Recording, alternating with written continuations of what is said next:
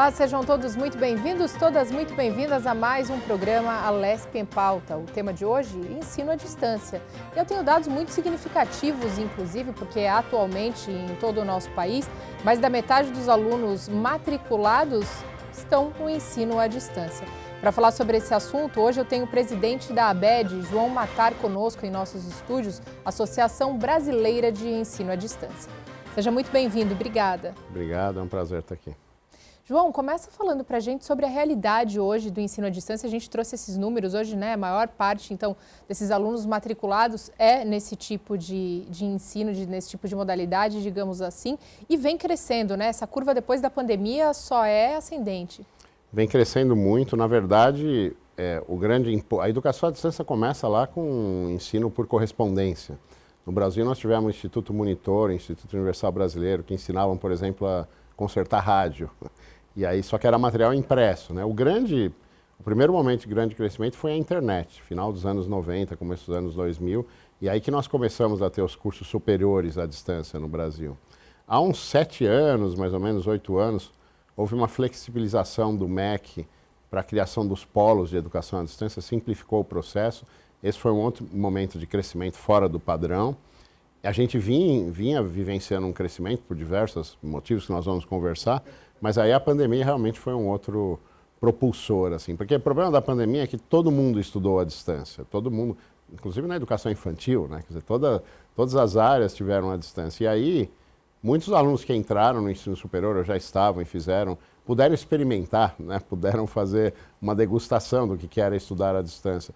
E vários deles optaram, quer dizer, a gente não consegue ainda definir claramente, precisaria de uma pesquisa qualitativa, né, até para ouvir as pessoas, mas os números mostram que o crescimento aumentou muito, exponencialmente. E é engraçado porque, normalmente, há uma relação entre o crescimento dos alunos que escolheram fazer a distância e a diminuição dos alunos que optaram por estudar presencialmente à noite.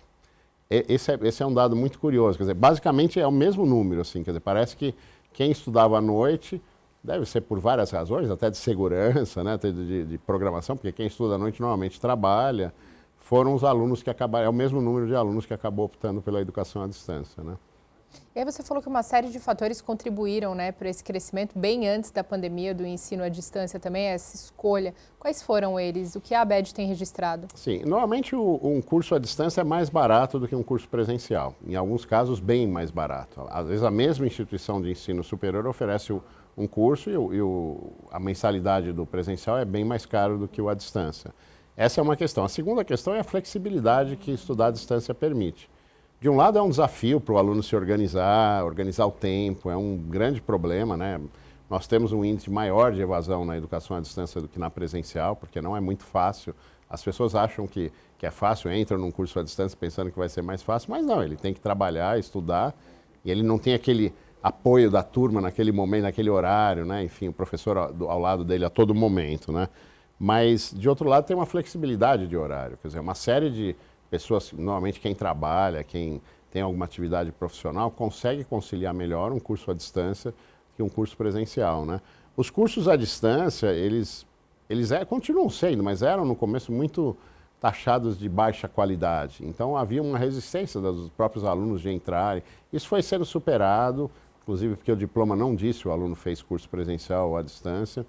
E esse é um outro motivo, quer dizer, a educação à distância passou a ser mais aceita socialmente no Brasil, e aí, por consequência, os alunos se sentiram também mais seguros, né? São alguns, a gente poderia listar vários, né? A tecnologia, o uso de tecnologias que acaba sendo também uma atração.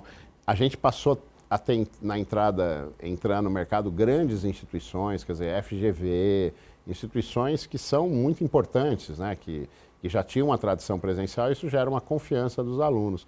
E em São Paulo, no estado de São Paulo, nós temos a Univesp, que é a universidade pública, a universidade virtual, que ela é só virtual, ela só oferece cursos à distância, e com o vestibular que ela está realizando, ela está indo para 80 mil alunos agora. Quer dizer, 80, bom, eu uso 100 já, porque estamos chegando perto do 100. No próximo vestibular, quer dizer, 100 mil alunos estudando à distância gratuitamente, numa universidade financiada pelo governo do estado de São Paulo, né? Esse já é um número que mostra, com polos em várias cidades do estado, né, muito bem organizados.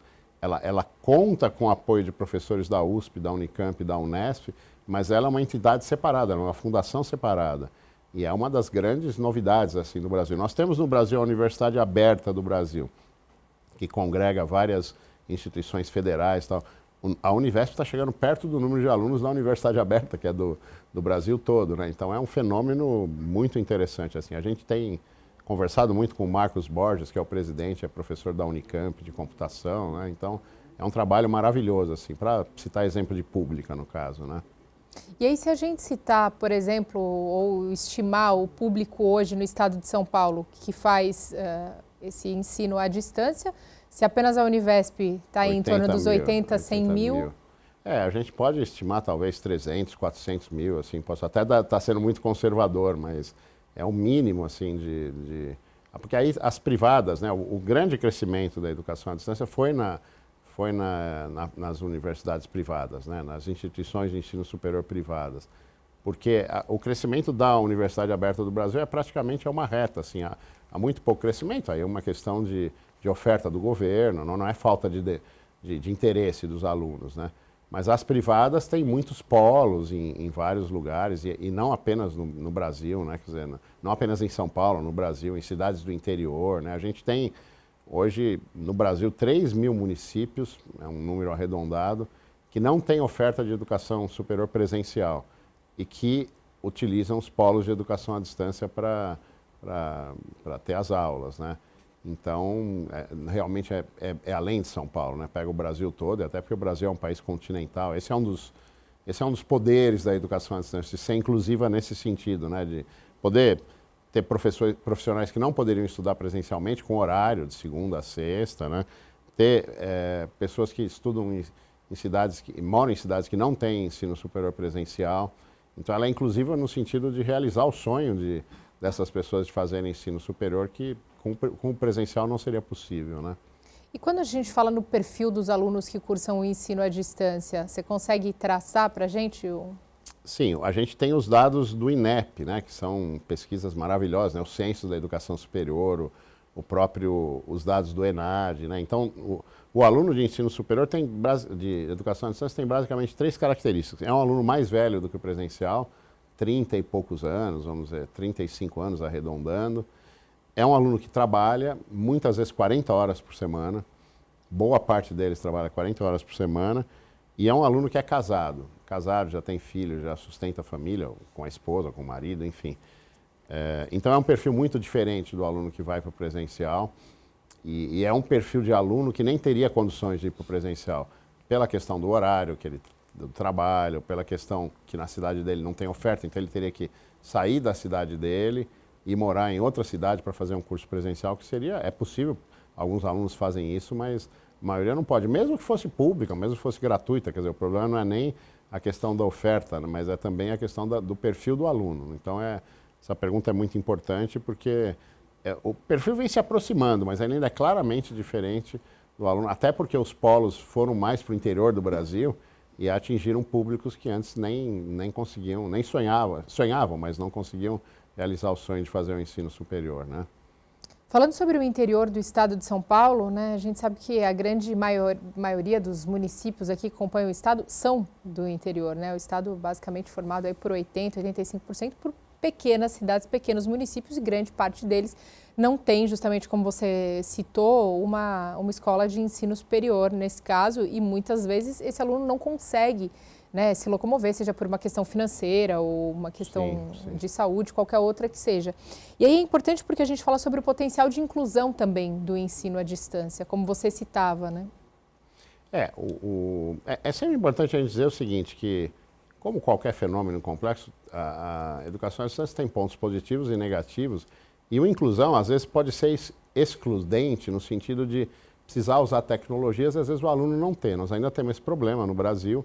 Precisa de um acesso à internet adequado, né? Quer dizer, trabalha-se com material impresso até hoje, trabalha-se com material offline, mas as discussões, as atividades ao vivo, elas precisam disso, né? Então, por isso que a gente tem a educação à distância no Brasil concebida com polos de apoio presencial. Porque a ideia do polo é um lugar que o aluno possa ir e ele tem, inclusive, tecnologias que ele não tem em casa para participar de uma aula interativa, em grupo. Mas o potencial inclusivo é maravilhoso, quer dizer, é justamente chegar em cidades que não têm o ensino presencial. Eu comentei, são 3 mil, né, no Brasil que não têm ensino presencial e usam polos. Depois tem outras que nem têm polos ainda, mas os polos hoje estão distribuídos realmente por muitos municípios, né? E aí, boa parte dos habitantes dessa cidade não poderiam estudar, fazer o ensino superior. E a educação à distância permite. Ele tem atividades à distância e ele tem atividades no polo que são presenciais também. Isso é importante dizer. Quer dizer, no Brasil a gente praticamente não tem uma educação à distância 100% à distância. Nós temos uma educação à distância que combina momentos presenciais, que são nos polos, mas a legislação mais recente já permitiu, por exemplo, um curso de jornalismo. Atividade presencial não precisa ser só no polo, aliás, daí é o mais adequado. Seria numa televisão, seria numa rádio, seria em algum curso de gastronomia. Atividade prática feita num restaurante. Então, a legislação de uns anos para cá permitiu que esses ambientes profissionais fossem incorporados para as atividades práticas, né? Então, isso deu uma riqueza muito grande. Claro que isso organizado, né, no planejamento curricular, no planejamento pedagógico do curso, mas então o polo é um momento presencial e por exemplo, pedagogia é escola, né? Quer dizer, a atividade prática vai ser feita na escola, o estágio vai ser feito na escola, né? Então esse é um caminho que a gente ainda está construindo, porque realmente no início a legislação pedia que fosse apenas no polo tudo e não era talvez uma questão de segurança, de garantia. Mas a tendência mundial que a gente está indo para cá é que a gente incorpore cada vez mais esses ambientes profissionais, mesmo no caso dos cursos da saúde, que tanto se discute, né, que precisa de atividade presencial. A enfermagem, ele vai trabalhar num hospital, é claro, ele vai ter que fazer atividades práticas no hospital. Não adianta, não vai fazer um polo para cumprir tudo que precisaria de enfermagem, né? Então, resolvido essa questão do aluno ter acesso à tecnologia, aí o potencial de inclusão é muito grande. Na apresentação dos dados do Censo da Educação Superior no final do ano passado, teve um gráfico que foi mostrado que eram, há 10 anos, os municípios no Brasil que tinham oferta de ensino superior, e eram alguns mais concentrados na região sudeste, capitais, e depois um outro que era agora de 2 anos atrás, que virou um formigueiro. Quer dizer, na verdade, os pontinhos azuis invadiram todo o país. É impressionante, assim, né? Se tem qualidade ou não é nem isso que a gente está discutindo, né? Quer dizer, pode ter que em alguns momentos um curso não tenha qualidade, tenha problema com as atividades práticas, mas que ela desempenhe esse papel de inclusão, isso é claro nos dados, é claro internacionalmente também, né? Agora, essa questão da qualidade que você cita também, existe uma regulamentação para que isso seja cumprido também, né? Existe uma regulamentação, mas o que acontece, que está ficando cada vez mais claro, porque nós estamos vivendo realmente um momento nesses últimos anos de bastante discussão sobre a qualidade, né? Desde o início, a educação à distância é classificada com uma qualidade inferior, foi mudando com tudo que foi acontecendo com a internet, mas ainda existe um preconceito, ainda existe em muitas falas. O governo tem um setor de regulação, Secretaria de Regulação às Séries, né? O governo federal. Mas já há um reconhecimento, há alguns anos atrás, antes da pandemia, que esse sistema não era mais adequado para o crescimento que a educação à distância estava gerando. E com a pandemia, menos ainda, né? Então, agora, essa questão da qualidade está muito em discussão, porque todo crescimento assim, muito grande é natural que gere alguns questionamentos de qualidade e o reconhecimento do governo da falta de capacidade de conseguir regular e supervisionar e avaliar tudo nesse ambiente, né? Então, existe agora um projeto que é a criação de um órgão, um INSAIS separado do MEC, é um órgão ligado ao MEC, mas autônomo, para regulação e avaliação dos cursos para avaliação dos cursos do ensino superior. Porque, por exemplo, como é que é nos Estados Unidos, né? A Universidade de Harvard, não é o Departamento de Educação, o Ministério da Educação que avalia, são as agências certificadoras, inclusive são regionais.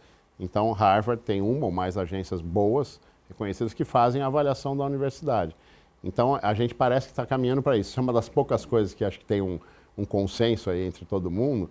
Então, esse é um projeto antigo, já de 10 anos, que foi reativado, estava meio parado.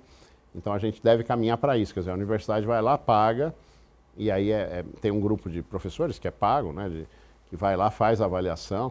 E o desafio que tem é que com o crescimento dos polos, é impossível você fazer uma fiscalização presencial em todos os polos. Algumas universidades têm milhares de polos, né? Então, passou-se a fazer uma avaliação documental, ou quando tinha alguma crítica, alguma denúncia, mas há um reconhecimento de que isso não é suficiente, então deveria ter algum tipo de avaliação presencial nos polos também, né? Então a gente está passando por um momento de crescimento e aí por causa disso de questionamento da qualidade desse crescimento. Agora, é importante entender, porque nós temos as públicas, você tem a Univesp, né? Crescimento é um mercado, quer dizer, é oferta e demanda, está crescendo porque as instituições estão oferecendo e porque os alunos estão escolhendo, ninguém está obrigando ninguém a estudar, né? Então, existia alguma coisa reprimida, esse crescimento mostra isso, né? E a pandemia também ajudou, no sentido de pessoas que queriam estudar, que tinham um sonho de estudar, porque quando a gente pega um município que não tem ensino presencial, as pessoas tinham que sair para estudar, para depois voltar para a cidade delas. Agora elas estão sendo formadas na cidade delas e elas vão ajudar a formar as outras pessoas, trabalhando como tutores. Então, eu passo a ter professores naquela cidade, eu aumento o número de professores, aumento o número de enfermeiros, enfim, advogado eu ia dizer, mas o direito não é autorizado ainda à distância. Tem cursos que não são ainda autorizados no Brasil, né? Você comentou com a gente que são 12 cursos proibidos ainda, ou seja, não tem autorização, entre eles licenciaturas, né? O governo recentemente, desde o ano passado, esse ano, nos últimos anos, né, ele tem discutido muito, porque houve um movimento que começou na área da saúde, o movimento dos conselhos profissionais, que foi de questionar os cursos à distância, por exemplo, de enfermagem, educação física, farmácia, enfim, diversas áreas da saúde.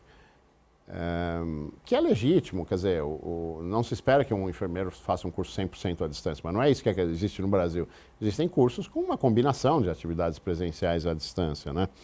Mas aí o governo começou a utilizar uma regra, que não é uma regra que está na legislação, mas é uma criação mais recente, que toda a DCN, que é a Diretriz Curricular Nacional, aquela diretriz do curso, que traça as linhas gerais para depois cada instituição fazer o seu programa, o seu plano pedagógico, ele começou a usar a regra que se a DCN disser que pelo menos 30% da carga horária do curso tem que ser presencial, não poderia mais ser oferecido à distância esse curso. Então, por exemplo, pega lá o curso de Direito. Na DCN de Direito, a carga horária da DCN diz que pelo menos 30% da carga horária tem que ser presencial. Então, o governo lançou um documento que proibiu 12 cursos. Alguns que já existiam, proibiu quer dizer o seguinte, novos cursos e renovações. Os que já estavam andando, continuaram andando. Então, desses cursos, alguns já eram oferecidos, como enfermagem, enfim, outros, e alguns não eram oferecidos, como direito, por exemplo. Então, já ficou proibido antes de nascer, na verdade, né? E as pedagogias foram incluídas nessa lista, apesar de não ter regulação de carga horária. Uma nova DCN que foi produzida nos últimos meses, não está ainda homologada, que está em processo de homologação, é uma DCN que diz que 50% da carga horária dos cursos de pedagogia terão que ser presenciais. Por consequência, não vai mais poder ter licenciatura à distância, se isso for aprovado. Então, as licenciaturas entraram também, a posteriori, porque houve um pedido do ministro reconhecido, assim, de mexer nas licenciaturas, né? Então, a gente tende a ter aí uma proibição de mais cursos. Mas aí foi criado um novo GT, um grupo de trabalho, e ainda essas coisas estão no ar, assim. Então, como eu falei, a proibição não é de... Você pode entrar e fazer um curso de enfermagem que é oferecido à distância, porque aquele curso já está autorizado antes da proibição. A proibição começou em 2023 e durou até 2024, até maio de 2024. Aí a gente não sabe como é que vai ser, quer dizer, tem um GT estudando isso, provavelmente vai haver uma nova prorrogação e, enfim, é um desafio que o governo se colocou, é um desafio legítimo. O que a ABED tem se posicionado é contra essas proibições, quer dizer, eu uso um pouco aquele ditado do jogar água e o bebê fora quando você dá o banho, né? Então, nós temos alguns cursos de baixa qualidade, como temos no presencial, isso não significa que você vai acabar com todos os cursos, né? Então, e assim, tem uma outra questão importante, né? Porque o ensino superior é diferente do ensino estadual, né? Que é regido pelo governo estadual. E esse governo vem de uma experiência exitosa no Ceará, né? No nível estadual.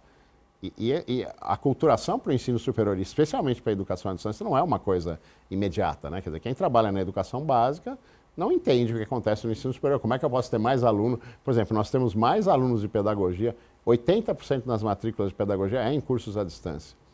É um número impressionante. Quer dizer, o professor... A carreira não é muito promissora, porque ela não tem um salário muito alto, enfim. Então, mas aí o fato de ele poder estar à distância é alguma coisa que, às vezes o professor já está trabalhando, né? Ele vai fazer o curso para ter uma progressão na carreira, cumprir. Então, a gente tem se posicionado contra isso. A gente entende que esse problema das licenciaturas, por exemplo, pode gerar um apagão de professores, até porque o Brasil não consegue cumprir a meta que teria que cumprir no Plano Nacional de Educação de formar alunos no ensino superior, né, e especificamente professores. E aí proibir os cursos à distância vai ser pior, né? Quer dizer, o governo não trouxe nenhuma previsão de que vai ter alguma oferta que consiga suprir, né, essa perda. O próprio presidente da Univesp e o secretário de Ciência e Tecnologia, porque a Univesp ela é vinculada à Secretaria de Ciência e Tecnologia no estado de São Paulo. Já deram declarações, por exemplo, que essa DCN for aprovada, eles param os cursos de pedagogia da Univesp. Eles têm de 20 a 30 mil alunos só no estado de São Paulo, na Univesp, né? E eles já disseram que não tem condições, porque o polo é organizado para atender os alunos na prova, em alguma atividade prática. Se tiver que atender 50% da carga horária, é inviável, né? Então, é uma questão que está sendo discutida. É legítimo questionar a qualidade, né? Mas a ABED entende, a Associação Brasileira de Educação à Distância, na verdade não é de ensino à distância, né? É educação à distância. A gente entende que algumas decisões de proibir, de acabar com cursos, isso é inadequado, até porque vai na contramão do mundo, né? O que o mundo está fazendo hoje? Eu estive num congresso que é do ICDE, o ICDE é o International Council of Distance Education, seria a ABED internacional, né? E eles fazem uma conferência a cada 2 anos. O ano passado foi na Costa Rica. E todo mundo na área está sabendo o que está acontecendo no Brasil, porque são especialistas da área e as pessoas se comunicam, vão a eventos. E aí muita gente vinha conversar comigo, João, mas o que está acontecendo no Brasil, né? E eu começava a explicar. Eu até brinquei que se tiver levasse uma equipe de fotógrafo, uma pessoa para filmar, eu teria feito uma sequência de fotos, porque as pessoas começavam a torcer a cara assim, né? Falar, mas estão proibindo o curso? O Brasil é um país continental, né? O que nós estamos fazendo nos nossos países? É unânime. Nós estamos agora trabalhando com a ideia do ensino híbrido. O que é o ensino híbrido? O blended learning. É a combinação do presencial e a distância. Como nós vivemos a pandemia, fomos para o digital, à distância, sem estar planejado, experimentamos e vimos que algumas coisas é possível fazer à distância, mesmo num curso da área de saúde. Então, o que nós estamos fazendo? Estamos construindo agora currículos mais híbridos, que é o que todo mundo está fazendo. E nós estamos fazendo um caminho que é um retrocesso, nós estamos proibindo cursos à distância e nem estamos discutindo a questão do híbrido, porque no Brasil nem existe oficialmente a modalidade híbrida. Ou um curso presencial ou é à distância, essa dualidade é muito ruim, né? Então a gente está indo no contramão, eu falo isso com muita segurança, contramão do que está acontecendo no mundo e talvez um retrocesso do que foi construído em 10, 20 anos aí no Brasil, né? Agora, você citou o curso de pedagogia, por exemplo, como um dos mais procurados, né? Quais são? Você tem esse top 5, por exemplo, dos cursos à distância que são mais procurados? Eles batem mais ou menos com os presenciais. Administração é um curso muito procurado. Pedagogia acho que é o maior de todos. Mas a pedagogia, administração, nós temos alguns cursos na área também de... bom, a gente tem o direito no presencial, mas que não é. Existia uma crença, uma expectativa de que o direito ia ser liberado, pelo menos semipresencial, né, híbrido. Inclusive, muitas instituições estavam com os cursos de direito prontos, gravados, aulas gravadas já de 5 anos, assim, material didático. Então, essa não tem porque a gente não tem. Enfermagem é um curso que tem uma procura muito grande também à distância, né, mas bate, em geral, com a procura nos cursos presenciais. Às vezes com algumas diferenças. O curso da saúde, acho que tem um número maior mesmo, porque é um curso que exige muito, né? E o presencial, a distância dá uma certa liberdade. E pedagogia até é muito grande. Talvez esteja em primeiro lugar, assim, junto com a administração, né? Com cursos da área de humanas, de administração, né? Agora, quando a gente tem falado em educação, João, a gente tem falado muito, principalmente ultimamente aqui no estado de São Paulo, sobre a junção de novas tecnologias, inteligência artificial. Como isso tudo se funde no ensino à distância também? Essa pergunta é muito boa porque a gente sai dessa questão, essa parte negra, né, da discussão da qualidade, se tem qualidade na proibição de cursos, né? A educação à distância tradicionalmente é uma entrada de tecnologias, porque já é feito à distância, então nós temos o que a gente chama de Ambiente Virtual de Aprendizagem, AVA, né? Então, o curso à distância normalmente se realiza no ambiente virtual de aprendizagem. A gente tem o Moodle, que é um ambiente gratuito, que é muito utilizado, usado até pelo governo na Universidade Aberta do Brasil. E depois nós temos alguns privados, Blackboard, Desire to Learn, Canvas, que são ambientes para o ensino superior. Mas depois você tem várias outras tecnologias, tanto na produção, né, quer dizer, o que cresceu muito nesses últimos anos é a produção de vídeos para a educação à distância. Então, assim, estúdios maravilhosos que ficam ocupados de manhã até a noite, de segunda a domingo, segunda a segunda. É impressionante, né? E aí, assim, tecnologias para edição de vídeo, para inserir material, né? Isso é muito usado naturalmente. Nós temos, mais recentemente, a questão da inteligência artificial, que é bem mais recente, mas, quer dizer, já se fala de inteligência artificial há muito tempo, mas houve um boom recente agora. Especificamente na educação à distância, tem algumas entradas até meio polêmicas. Por exemplo, que a gente até viveu no estado de São Paulo, está vivendo um pouco essa discussão de a inteligência artificial produzindo conteúdo.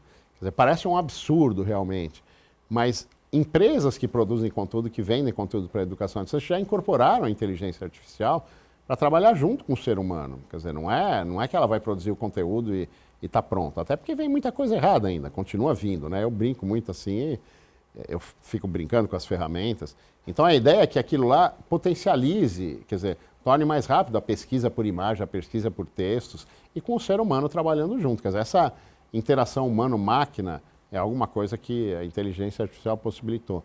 Uma outra coisa muito interessante, mas que é também bastante discutida, é a questão do tutor virtual, o chatbot, né? Quer dizer, como a gente tem empresas, quando a gente liga, né? E às vezes um tutor virtual desses atende a gente melhor até do que um tutor, do que uma pessoa, um funcionário presencial.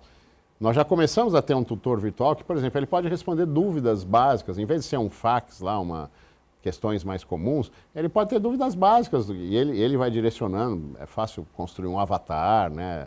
Personalizar até como uma pessoa mesmo.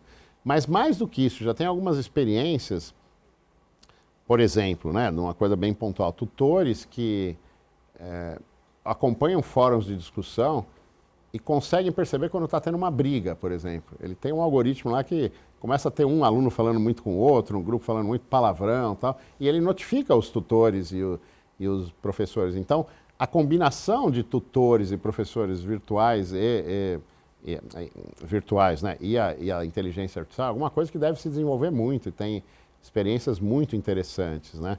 A gente já vem, a maior parte dos alunos que faz a educação à distância procura acompanhar os conteúdos pelo celular.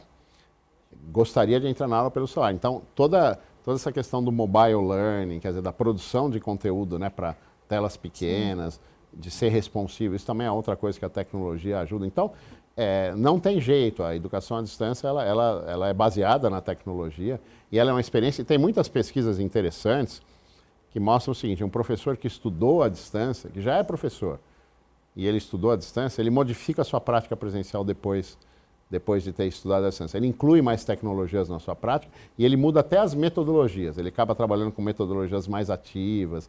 Então, esse é a gente sempre quis pesquisar isso, né, e temos feito muitas pesquisas, né, quer dizer, será que modifica alguma coisa? E modifica, quer dizer, na verdade você vai fazer entrevista, mas, eu não usava isso, mas estou usando ferramentas que eu não usava antes, né, então acaba sendo um círculo virtuoso, né, porque o fato de eu estudar à distância e ter que mexer com tecnologias, com ferramentas, né, produzir, o aluno tem que produzir muita coisa também usando ferramentas, depois se reproduz lá, altera a prática presencial do professor, né.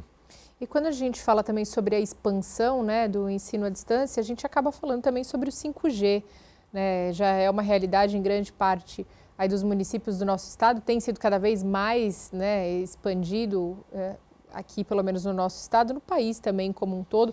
E o 5G vem justamente resolver aquele problema que você citou com a gente lá atrás de, olha, um entrave que a gente ainda tem é que nem todo mundo tem acesso a um celular, a uma internet de qualidade, sim, justamente para poder fazer esse ensino à distância. E essa expansão do 5G vem ajudar ainda mais? Vem ajudar muito, até porque eu comentei a questão dos polos, né? A gente falou várias vezes aqui dos polos. É importante entender que o modelo de educação à distância no Brasil não é igual a todo mundo. Por exemplo, eu fiz um mestrado numa universidade norte-americana totalmente à distância. Quer dizer, eu não precisei ir lá nem para a defesa da minha dissertação final, e a minha defesa não foi nem síncrona, quer dizer, não foi nem eu com a banca. O material era enviado, eles avaliavam, devolviam para mim, uma coordenadora, eu avaliava de novo, devolvia e eles davam uma nota final. O modelo de educação à distância no Brasil foi criado com essa ideia do polo presencial, que não existe, não é em todo lugar do mundo que existe, né? Qual que é uma das razões para isso? Uma das razões é que lá atrás, na criação da educação da Universidade Aberta do Brasil, por exemplo, existia um reconhecimento que a gente não tinha uma homogeneidade de acesso à internet, de acesso a tecnologias, não tínhamos 5G, estávamos longe disso ainda. Então a gente precisava dos polos presenciais, porque parte das atividades seriam realizadas nos polos, inclusive eram mais do que hoje são, né? Era uma exigência maior, porque tinha menos tecnologia, e seria um momento de confraternização, de aculturação ao curso, né? Hoje, a legislação já permite que eu proponha um curso superior no Brasil sem polo, mas eu tenho que justificar, quer dizer, sem um apoio presencial. E é o que você disse, dependendo do curso que eu estiver oferecendo, dependendo do perfil de alunos, eu não preciso ter o polo de apoio presencial. Eu posso realizar as atividades à distância e eu só usei essa palavra agora, mas devia ter usado antes, e a gente tem essa combinação de atividades síncronas e assíncronas, né? O que significa isso? Atividades síncronas seria como se a gente estivesse tendo aqui agora. Se fosse a minha professora, eu estivesse em casa assistindo sua aula, mas no mesmo tempo, no mesmo momento. Atividades assíncronas são atividades que cada um faz no seu tempo. Pode entrar num fórum de discussão e fazer diferente. Pode ter um trabalho para ser realizado em grupo ou individualmente. Aí eu organizo o meu tempo da forma que eu quiser. Então o polo foi criado para que houvesse atividades presenciais e síncronas e suprisse um pouco esse problema da tecnologia, né?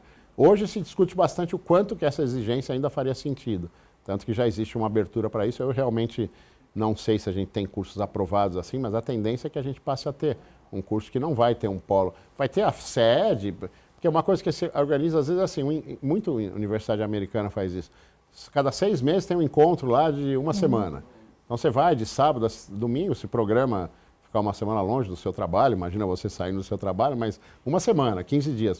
Acabou o semestre de atividade presencial e síncrona, né? E aí, pode ser que tenha síncrona à distância.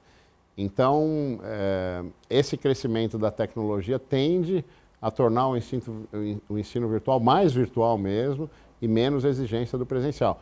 O que o governo está fazendo é o contrário, é o que a gente falou desde o começo, está exigindo que tenham carga horárias presenciais, o que vai na contramão disso, né? Porque a gente já tenta... E até no sentido, assim, da saúde, né? A gente tem laboratórios virtuais da engenharia hoje, né? Que boa parte das atividades práticas, entre aspas, que é a prática remota que a gente fala, pode ser realizada à distância, né? Então, agora você falou, né? A gente já está isso resolvido no Brasil, não está totalmente ainda, né? Tem muitas cidades, enfim, muitas pessoas que não têm acesso até financeiro, né? Para ter uma banda larga boa, né? A gente em São Paulo sofre com isso aqui, né? Então, no interior de qualquer estado. Então, enfim, é uma questão complexa mesmo, mas a tendência é que a tecnologia vá se tornando mais barata, né, e mais disseminada. Isso diminua a exigência de atividades presenciais, que são positivas, porque, né, conectam as pessoas, tem coisas que têm que ser feitas presencialmente, mas aí vão surgindo novas metodologias, novas técnicas para fazer com que, mesmo à distância, eu consiga suprir um pouco essa menor quantidade de atividades presenciais, né? E a tecnologia, como você falou, né? E a questão de pessoas com deficiência, algum tipo de deficiência motora, intelectual, facilita? O ensino à distância facilita também? Então, deveria facilitar, porque, na verdade, você tem leitores de tela, né, para pessoa com deficiência visual, auditiva, leitor de tela também com som, enfim, ler o som, né, transformar o som em texto. A gente tem muitas tecnologias e é praticamente uma exigência, né? Por exemplo, intérprete de Libras vai participar. No presencial, eu dou aula na PUC aqui em São Paulo, mas dei aula já em outras universidades, né?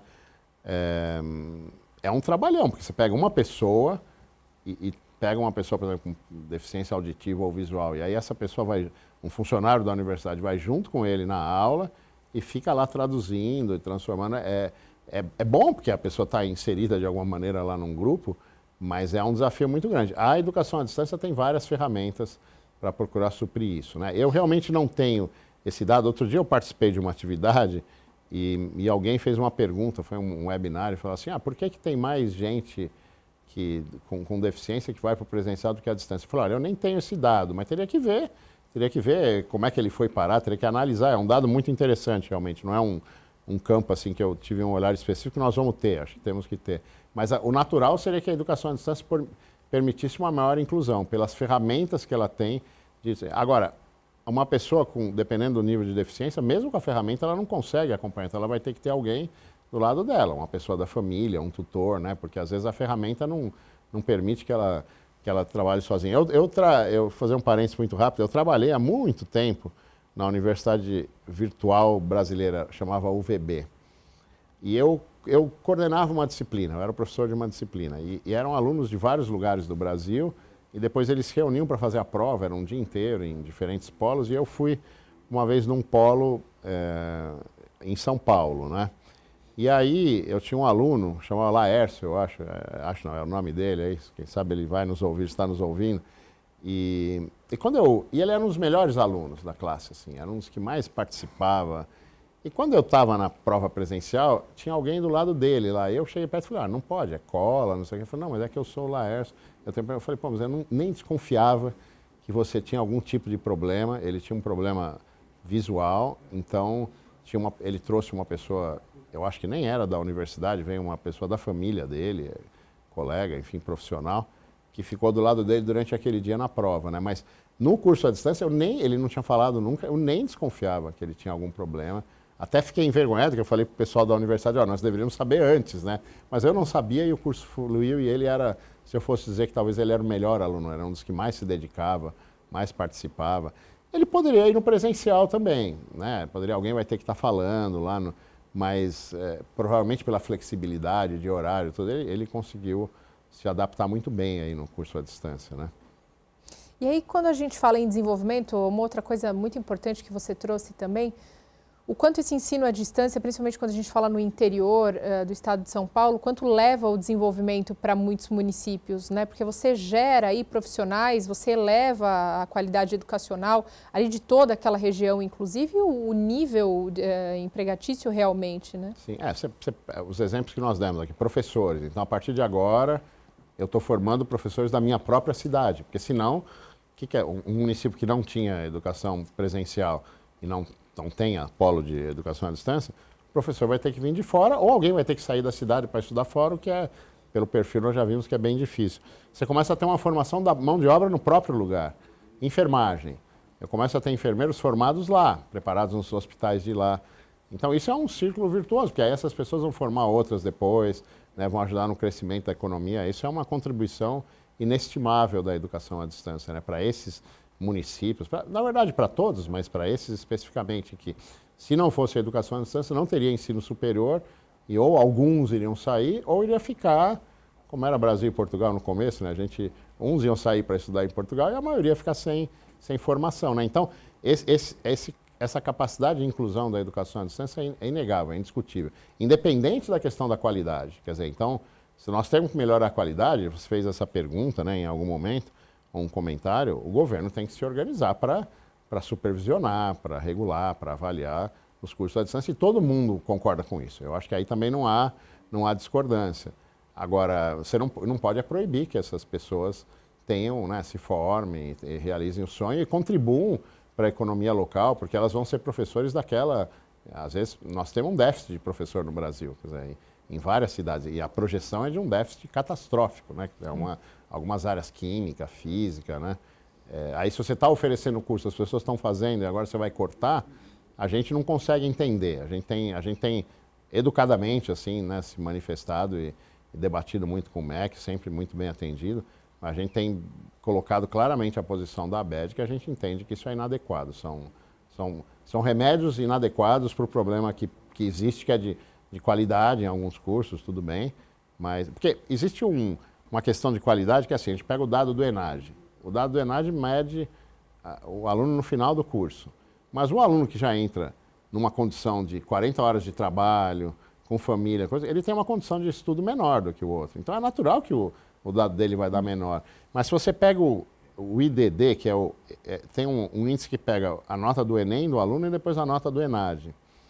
Aí você vê que a educação à distância contribui às vezes mais do que a presencial, porque aquele aluno já estava mais baixo, então tem uma condição de estudo mais baixa, mesmo assim à distância ele consegue Então, a gente entende que esse não é o caminho. Quer dizer, o caminho é avaliar, melhorar a capacidade de avaliação, talvez, né, um órgão separado, mas simplesmente proibir ou jogar um monte de carga horária presencial, isso descaracteriza e diminui o potencial de inclusão da educação à distância, né?